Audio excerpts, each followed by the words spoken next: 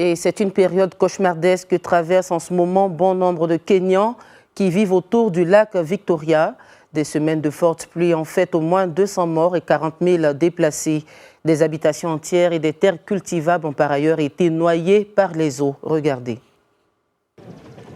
Des matelas, des meubles d'intérieur, de ce qui reste, chacun sauve ce qu'il peut.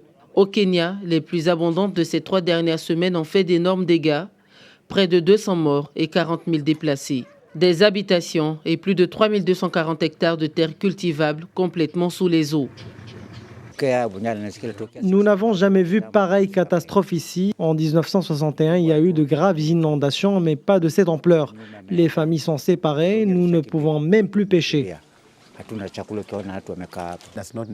Ce qui se passe, c'est que le lac a besoin d'évacuer le surplus d'eau sur la terre la plus proche.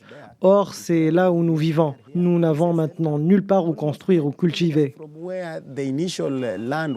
Ces populations sinistrées sont venues pour la plupart de Nairobi et des zones centre et ouest du Kenya. Déjà inquiétées par la crise du coronavirus, elles redoutent à présent la famine au sein des camps de réfugiés où elles logent temporairement. Nous sommes ici depuis 3 semaines maintenant. L'eau a emporté tous nos biens. Nous avons besoin d'aide, surtout de nourriture, parce que nous sommes venus ici sans rien.